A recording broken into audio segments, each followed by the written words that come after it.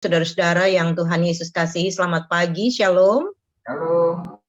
Mari kita siapkan hati dan pikiran kita kepada Allah untuk mendengarkan firman Tuhan di pagi hari ini. Mari kita berdoa. Itulah ungkapan hati kami Bapa.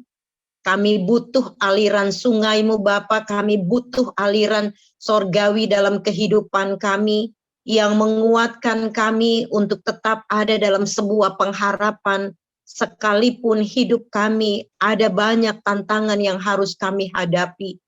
Kami tahu hanya kebenaran firman Allah yang dapat menguatkan kami untuk melangkah.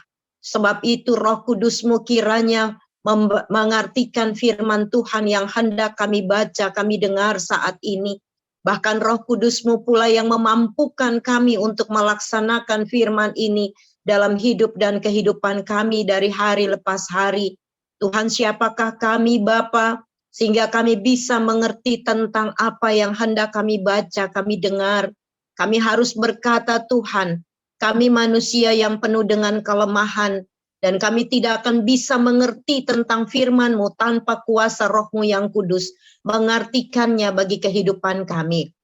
Berbicaralah ya Tuhan, lewat bibir mulut hamba-Mu yang berdosa ini, dan hamba serahkan seluruh pemberitaan firman Tuhan ini, dari awal sampai kesudahannya, kiranya dituntun oleh kekuatan Roh Kudus-Mu Bapa. Amin. Firman Tuhan di pagi hari ini kita akan baca dan dengar yang terambil dari Bilangan pasalnya yang ke-11, Bilangan pasal 11 ayat 31 sampai dengan ayatnya yang ke-35. Bilangan 11 ayat 31 sampai 35 yang berkata demikian. Burung puyuh. Lalu bertiuplah angin yang dari Tuhan asalnya, dibawanyalah burung-burung puyuh dari sebelah laut, dan dihamburkannya ke atas tempat perkemahan dan di sekelilingnya, kira-kira sehari perjalanan jauhnya ke segala penjuru, dan kira-kira 2 hasta tingginya dari atas muka bumi. Lalu sepanjang hari dan sepanjang malam itu dan sepanjang hari esok, bangkitlah bangsa itu mengumpulkan burung-burung puyuh itu. Setiap orang sedikit-sedikit mengumpulkan 10 homer. Kemudian mereka menyebarkannya lebar-lebar sekeliling tempat perkemahan. Selagi daging itu ada di mulut mereka, sebelum dikunyah, maka bangkitlah murka Tuhan terhadap bangsa itu. Dan Tuhan memukul bangsa itu dengan suatu tulah yang sangat besar. Sebab itu dinamailah tempat itu Kibrot Tawa'ah. Karena di sanalah dikuburkan orang-orang yang nafsu rakus. Dari Kibrot Tawa'ah berangkatlah bangsa itu ke Hoserot, dan mereka tinggal di situ. Demikian firman Tuhan di pagi hari ini. Bapak Ibu Saudara-saudara yang Tuhan Yesus kasihi, kalau kita membaca Bilangan pasalnya yang ke-11 ayat 31 sampai 35, kita pasti tidak akan memahaminya tanpa kita membaca ayat-ayat sebelumnya. Kalau kita membaca ayat-ayat sebelumnya dari pasal 11 ini, dan kita akan temui bagaimana gambaran bahwa Musa dipercayakan oleh Allah untuk menuntun bangsa Israel. Dan pada saat itu, Musa mengalami yang namanya sesuatu yang sangat berat dalam kehidupannya. Sebagai seorang perantara Allah, sebagai seorang pemimpin yang harus memimpin bangsa Israel. Pada saat itu, bangsa Israel itu bersungut-sungut tentang kehidupan, bagaimana mereka mengalami kesusahan. Dan mereka berkata bahwa lebih baik mereka tinggal di Mesir daripada mereka harus mengalami kematian. Ya. Karena di Mesir mereka mendapatkan makanan, karena mereka walaupun tenaga mereka keluar, walaupun mereka harus bekerja keras, tetapi mereka tidak akan berkekurangan makanan dan minuman. Sebab itu ketika Musa memimpin bangsa Israel dan bangsa Israel bersungut-sungut tentang makanan, bahkan mereka merindukan yang namanya daging. Ya. Maka terjadilah penyesalan oleh Musa kalau kita melihat pada ayatnya yang ke-13. Pasal yang kita baca. Terjadilah penyesalan dalam kehidupan Musa.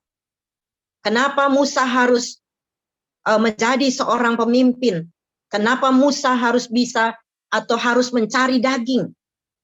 Bahkan kalau kita membaca ayatnya yang ke-14, Musa menyatakan bahwa tanggung jawabnya terlalu berat. Ya, itu ada penyesalan karena posisi Musa yang Musa duduki sebagai seorang pemimpin. Musa bukan hanya pada saat itu, sebenarnya kalau Musa mengerti bahwa kepemimpinannya adalah putusan Allah atau bukan karena kemauan dirinya sendiri, pasti Musa akan meminta pertolongan daripada Allah. Ya. Tetapi itulah Musa manusia. Ketika menghadapi persungutan bangsa itu, Musa tidak mampu untuk mencari daging dan memberikan mereka daging. Terjadilah penyesalan dalam seluruh kehidupan Musa sebagai seorang pemimpin. Sebenarnya Musa harus bisa meminta kepada Allah sebagai seorang pemimpin. Tapi sekali lagi, itulah kedagingan Musa sebagai seorang manusia biasa yang dipercayakan untuk menjadi seorang pemimpin. Bapak Ibu Saudara-saudara yang Tuhan Yesus kasihi, bahkan ayat 18 sampai 24 pasal yang kita baca itu juga ada menyatakan keluhan Musa sebagai seorang penengah Allah. Apakah Allah mendengar keluhan Musa? Sebenarnya tidak, Bapak Ibu. Allah tidak peduli dengan keluhan Musa karena Allah percaya bahwa ketika Allah memberikan tanggung jawab untuk menjadi seorang pemimpin, pasti Allah juga turut bekerja untuk memberikan kemampuan bagi seluruh kehidupannya. Allah pasti akan memberikan urapan dan pasti akan ada kemampuan untuk bisa memberikan jalan keluar ketika orang-orang bersungut tentang makanan. Bapak Ibu Saudara-saudara yang Tuhan Yesus kasihi, tetapi Allah menjawabnya langsung kepada umat pada saat itu. Allah tidak menjawabnya kepada Musa tentang keluhan Musa. Saya tidak mampu untuk menjadi pemimpin. Kenapa saya yang harus dijadikan pemimpin sehingga saya harus menanggung beban banyak? Tapi Allah tidak peduli terhadap apa yang dikatakan oleh Musa. Tetapi Allah mendengar apa yang merupakan keluhan orang-orang Israel yang ada pada saat itu membutuhkan makanan. Membutuhkan kekuatan jasmani. Dan sebab itu Allah langsung menjawab umatnya. Kita bisa membaca juga dalam ayatnya yang ke-18 sampai 24 tadi. Dan Bapak Ibu Saudara-saudara yang Tuhan Yesus kasihi, Musa menganggap bahwa apa yang menjadi kesusahan bangsa Israel adalah sebagai sebuah hukuman. Musa meminta supaya bangsa Israel itu dilepaskan dari hukuman. Dan Bapak Ibu Saudara-saudara yang Tuhan Yesus kasihi, kita membaca ayat yang ke-31 tadi dari pasal pembacaan kita sampai dengan ayatnya yang ke-35. Sesungguhnya disitulah ada jawaban Tuhan untuk memenuhi perkataannya. Musa secara tidak langsung bahwa ia telah merasa kecewa atas kepemimpinan yang dipercayakan oleh Allah. Tetapi sekali lagi ketika Musa merasa kecewa, Musa dijawab langsung oleh Allah lewat kehidupan orang banyak saat itu. Allah memberikan mereka makanan pada waktu yang tepat di saat mereka membutuhkan makanan. Sebab itu Allah memberikan burung puyuh. Burung puyuh itu diberikan kepada orang-orang Israel yang begitu banyak. Bapak Ibu Saudara-saudara yang Tuhan Yesus kasihi, kelebihan daripada itu mereka mengumpulkannya. Ya, mereka mengumpulkannya dan setiap itu kalau dikatakan dalam ayat 32, sepanjang hari dan sepanjang malam itu dan sepanjang hari esok bangkitlah bangsa itu mengumpulkan burung-burung puyuh itu, setiap orang sedikit-sedikit mengumpulkan 10 homer. Kemudian mereka menyebarkannya lebar-lebar sekeliling tempat perkemahan mereka. Mereka mengumpulkannya, menyebarkannya di sekeliling perkemahan mereka atau rumah mereka. Mengapa mereka mengumpulkannya? Karena mereka takut akan kekurangan yang terjadi dalam kehidupan mereka. Takut supaya jangan sampai mereka mengalami lagi yang namanya kelaparan. Takut jangan sampai mereka mengalami lagi kesusahan yang berkepanjangan. Sebab itu Bapak Ibu, mereka tidak lagi memikirkan orang lain. Ya, ada istilah siapa cepat dia dapat. Jadi kalau siapa yang cepat pasti dia akan mengumpulkannya yang paling banyak, tetapi orang yang lambat pasti dia akan mengumpulkannya sedikit. Ya. Sebab itu Tuhan melihat mereka. Tuhan melihat Allah melihat mereka bahwa kenapa mereka mengumpulkan paling banyak. Dan Allah mengerti apa yang ada di lubuk hati manusia yang paling dalam. Timbul keserakahan Bapak Ibu. Timbul yang namanya rakus. Timbul yang namanya tidak pernah merasa puas dengan apa yang Tuhan berikan dalam kehidupan mereka. Mereka mau yang banyak. Mereka mau yang banyak, mereka tidak mau yang sedikit. Sebab itu mereka sangat rakus untuk mengumpulkan makanan itu. Bapak Ibu Saudara-saudara yang Tuhan Yesus kasih, terkadang pikiran kita pun sama dengan orang-orang Israel pada masa lampau. Ketika kita mengalami sedikit, kita selalu meminta daripada Tuhan untuk memberikan yang paling banyak. Dan ketika Tuhan memberikan kepada kita sesuai dengan apa yang Tuhan berikan, kita tidak pernah merasa puas. Kita bahkan bersungut-sungut dalam kehidupan kita.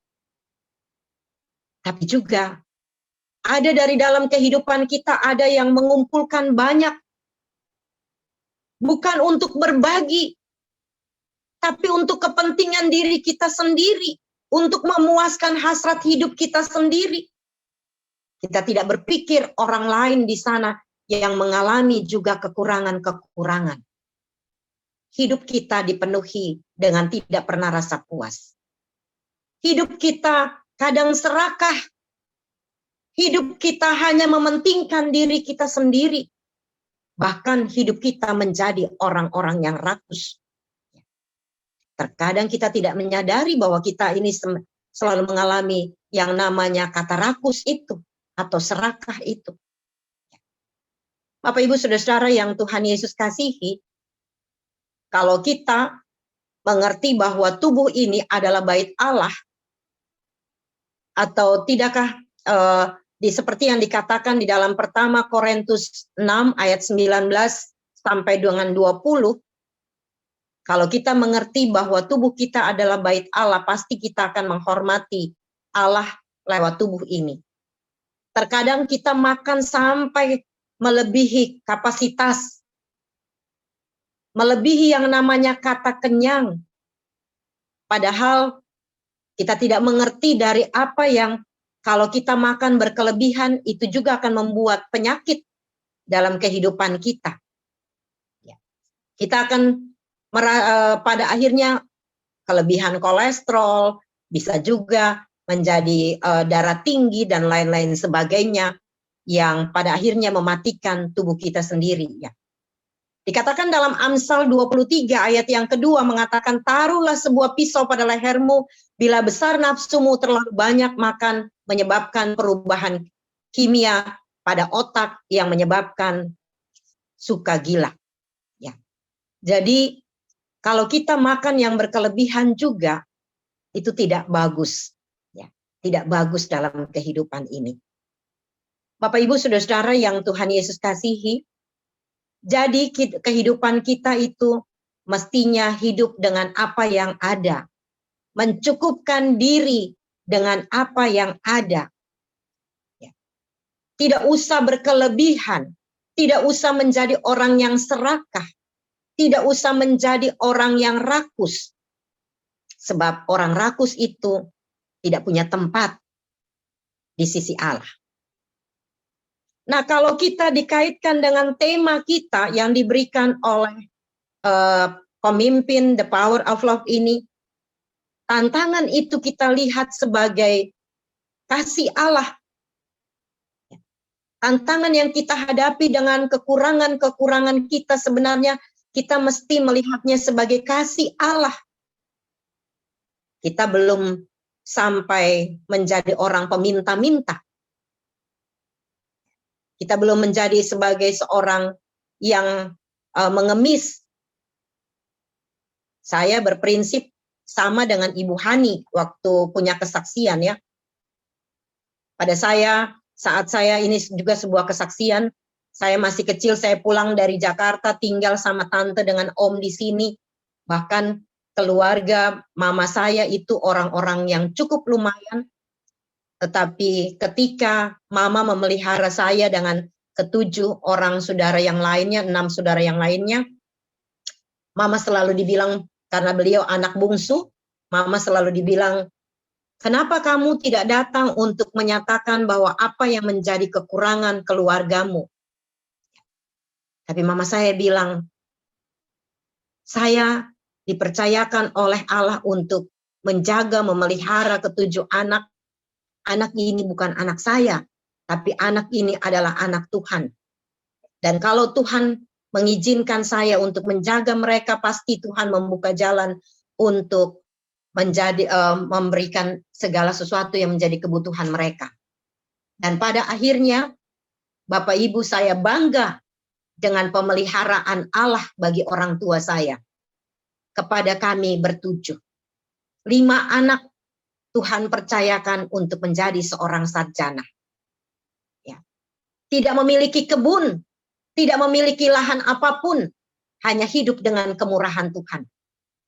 Saya terakhir bersama dengan mama saya, melihat ketika kami tidak memiliki makanan, beliau hanya mengambil segenggam beras, dan beliau berdoa dengan tetesan air mata. Beliau katakan, Tuhan, kami butuh makanan. Tuhan, kami butuh Engkau untuk ke-7 anak yang Tuhan titipkan. Dan pada saat itu ada orang yang mengirimkan makanan. Sampai hari ini kami tidak pernah tahu siapa yang mengirimkan 1 karung beras dan 7 anak menjadi seorang sarjana tanpa ada bantuan dari keluarga. Ya. Bisa saja kalau kami berhasil, mama saya bilang sama dengan Ibu Hani bilang, anak-anaknya bilang, jangan mami, itu pun juga yang terjadi bagi orang tua saya. Orang tua saya tidak mau meminta pertolongan dari keluarga, karena kalau berhasil pasti mereka bilang, itu karena saya. Tetapi orang tua saya mau menunjukkan bahwa Tuhan itu sanggup, Tuhan itu dahsyat, Tuhan itu luar biasa. Tuhan tetap menjadi papa, menjadi suami untuk anak-anak dan juga bagi dirinya sendiri. Ya. Maka pemeliharaan Tuhan dinyatakan sampai hari ini. Bahkan saya boleh bangga bahwa kami bisa menjadi berkat bagi orang lain. Ya. Yang dulunya hidup mewah, hidup di atas kelimangan harta. Saya dulu pulang dari Jakarta, terkadang saya bilang, Tuhan, saya tidak suka tinggal di kota Ambon. Katanya Ambon manis, tapi bagi saya Ambon pahit. Karena saya lebih senang di Jakarta. Saya walaupun hidup kurang-kurang, tapi tidak pernah merasakan yang namanya susah. Ya. Tapi itulah yang Tuhan izinkan untuk saya ada di kota Ambon dan merenungkan bagaimana kasih Tuhan. Saya punya Mazmur kesayangan, Mazmur 121. Aku melayangkan mataku ke gunung-gunung, dari manakah akan datang pertolonganku? Hanya dari Tuhan. Engkau akan menjaga keluar masukmu dari sekarang sampai selama-lamanya. Matahari tidak akan menyakiti engkau pada waktu malam, pada waktu siang, ataupun bulan pada waktu malam. Tuhan akan menjaga keluar masukmu dari sekarang sampai selama-lamanya. Ya. Bapak Ibu, kita kembali kepada firman Tuhan. Tantangan orang-orang Israel ini sebenarnya tantangan yang sedikit saja. Tantangan yang tidak berat. Tapi mereka takut akan pemeliharaan Allah. Takut akan kekurangan. Mereka menjadi orang yang serakah. Mereka menjadi orang yang rakus. Sekali lagi, orang rakus itu tidak punya tempat di sisi Allah. Orang rakus itu tidak disukai oleh Allah. Bahkan orang rakus tidak akan bisa yang namanya menikmati kebahagiaan dalam hidupnya. Karena apa? Karena dia tidak akan merasa puas dengan apa yang dia miliki. Dia tidak pernah bersyukur dengan nilai-nilai yang kecil. Ayat 33 sampai 34 dia katakan, selagi daging itu ada di mulut mereka sebelum dikunyah, maka bangkitlah murka Tuhan terhadap bangsa itu, dan Tuhan memukul bangsa itu dengan suatu tulah yang sangat besar. Kenapa makanan yang sudah ada di mulut, selagi mereka belum mengunyahnya, tiba-tiba Allah memukul mereka, karena Tuhan tahu apa yang menjadi, apa yang ada di hati mereka, yaitu hidup serakah. Hidup yang tidak pernah bersyukur kepada Allah. Bapak Ibu, dari firman ini kita mau diajar untuk mari kita bersyukur dengan hal yang kecil, beriman kepada Allah, dan mari kita tetap memiliki pengharapan bahwa Allah sanggup untuk memberikan yang terbaik dalam kehidupan kita. Bapak Ibu, dalam ayat 34 dia katakan, sebab itu di manalah tempat itu Kibrot Tawa'ah, karena di sanalah dikuburkan orang-orang yang nafsu rakus. Ya. Pada akhirnya mereka harus mengalami kematian. Karena memang perut mereka terlalu buncit, perut mereka terlalu kenyang, mereka rakus, penyakit merajalela dalam kehidupan mereka, dan disitulah mereka tidak menikmati kebahagiaan. Sebab itu, mari Bapak Ibu, tantangan kekurangan kita, tantangan kelemahan hidup kita patut syukuri kepada Tuhan. Dalam ucapan syukur itu pasti kita akan merasa nyaman, damai, karena Tuhan sanggup untuk membuka jalan dan mencukupkan apa yang merupakan kebutuhan hidup kita. Jangan pernah mengeluh, jangan pernah bersungut-sungut dalam kehidupan kita. Tapi hadapilah semuanya dengan pengucapan syukur. Hiduplah dengan apa yang merupakan pemberian Allah. Maka disitulah kita akan merasakan mujizat Allah, kasih Allah, pemeliharaan Allah dalam hidup dan kehidupan kita. Tuhan memberkati kita. Amin. Mari kita satu di dalam doa untuk firman Tuhan ini. Terima kasih Bapa di sorga, Engkau sungguh baik, kasih-Mu telah Kau nyatakan dalam kehidupan kami, bahwa kami jangan pernah ragu terhadap kuasa Allah, sanggup untuk mencukupkan setiap kebutuhan kami. Sebab itu Tuhan, di hari ini apapun yang menjadi kebutuhan hidup kami serahkan untuk Tuhan. Berjalanlah bersama dengan kami Tuhan, dan kami percaya Yesus yang ajaib itu telah menyatakan kuasa-Mu sebelum kaki kami melangkah, dan Engkau telah menyediakan segala keperluan hidup kami. Terima kasih Tuhan, hamba tidak lagi berbicara, tetapi Yesus tetap mengartikan firman-Mu lewat Roh-Mu yang kudus, yang selalu Kau curahkan bagi kehidupan kami. Dalam nama Yesus kami berdoa dan bersyukur. Amin. Kami kembalikan untuk Ibu Hani, atau Ibu Ria, Ibu Tiar.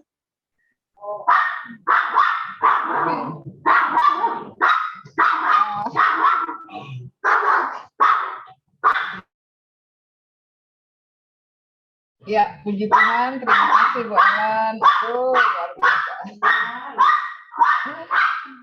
Ya,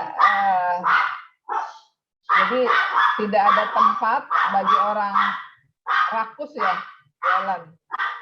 Oke, ya mungkin tepatnya lagi orang yang tamak ya, yang tamak ya. Ya. Kak Ibu, dari apa yang sudah disampaikan oleh Ibu Ellen, adakah yang ingin bersaksi? Silakan.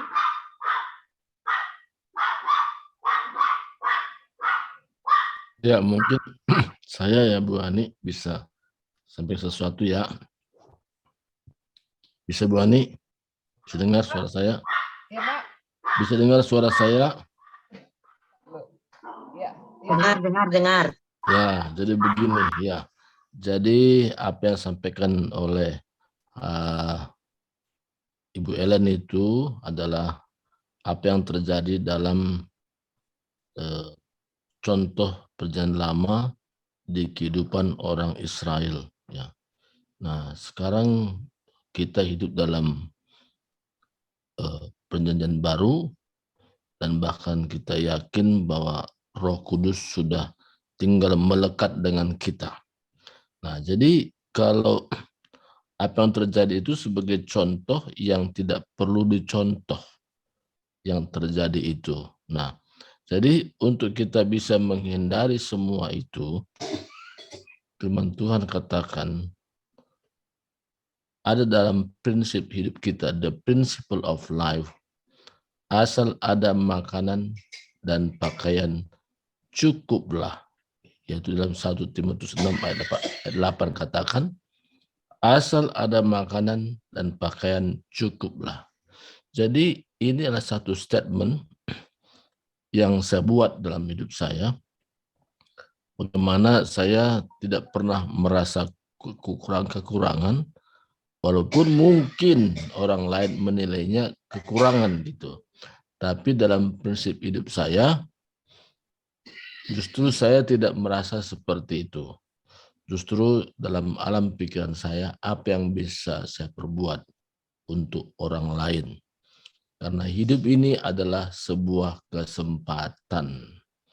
Ada saatnya saya nggak bisa buat apa-apa lagi. Apapun yang saya miliki sekarang, itu akan saya tinggalkan. Tidak akan bawa untuk pergi bersama saya. Makanya dalam hidup saya, apapun berkat Tuhan yang Tuhan berikan, bagaimana supaya ini berguna juga buat orang lain. Orang bisa menikmati faedahnya. Nah, saudara kasih Tuhan, jadi firman Tuhan ini benar katakan tadi, ya dikatakan orang-orang yang rakus, ya orang-orang yang tidak pernah merasa puas, ya itu tidak punya tempat. Nah, itulah pentingnya kita bagaimana supaya terhindar dari kondisi itu. Nah, kalau sekarang ini kalau kita serupai juga, karena rakuslah maka kadang-kadang korban nyawa. Korban nyawa terjadi, ya bisa anak buahnya pun bisa meninggal karena rakus. Nah, padahal kalau kita lihat secara sisi materi, orang tersebut jauh lebih dari cukup. Rumahnya mentereng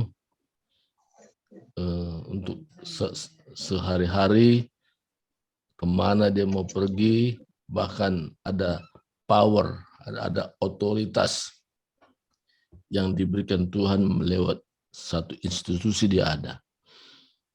Nah, makanya perlunya kita setiap pagi untuk saat teduh seperti ini supaya kita selalu dicas, supaya kita diberikan pengertian, supaya kita tidak ikut-ikutan seperti orang dunia hidup.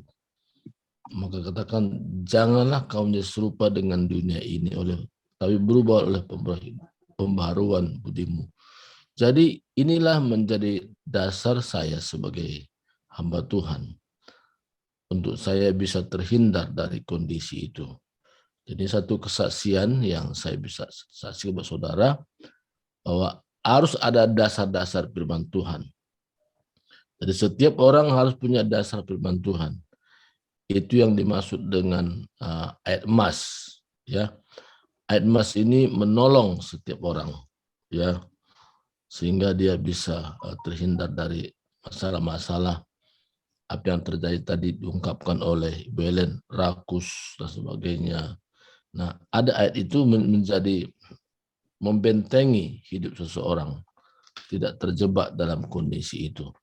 Dan saya bersyukur bahwa Tuhan berikan saya firman Tuhan yang untuk membentengi hidup saya. Nah, yang susahnya kadang-kadang ketika tanya, sudah berapa umurnya? Sudah 40 tahun. Ada enggak ayat firman Tuhan 10 aja menjadi ayat dasar, ayat emas lah katakan, untuk bisa silih berganti direnungkan. Tidak ada sama sekali. Tapi mengaku orang Kristen, mengaku orang percaya. Sangat sedih kadang-kadang mendengarnya. Karena 10 ayat saja tidak ada. Kalau misalnya 1 tahun 1 ayat saja, 5 tahun 5 ayat kan, ya kan? 10 tahun 10 ayat. Nah, umurnya sudah 40 tahun tapi tidak ada sama sekali dasar-dasar kebenaran firman Tuhan direnungkan. Jadi saudara kasih Tuhan, saya membuat satu komitmen dalam hidup saya. Ada dasar-dasar firman Tuhan yang silih berganti saya renungkan menjadi pedoman dalam hidup. Dan firman Tuhan ini tidak hanya tertulis dalam kertas, tapi tertulis dalam hati saya. Jadi sementara saya baring ada firman. Sementara saya duduk ada firman. Sementara berjalan ada firman. Jadi ada firman Tuhan membentengi. Tanpa firman Tuhan tidak mungkin terhindar dari kondisi apa yang terjadi dalam Bilangan 11 tadi ayat 31 sampai 35. Inilah satu kesaksian yang berkaitan dengan firman Tuhan yang disampaikan oleh Ibu Ellen pada saat pagi ini. Tuhan berkati, serahkan kepada Ibu Hani selanjutnya. Ya, baik Bapak Ibu.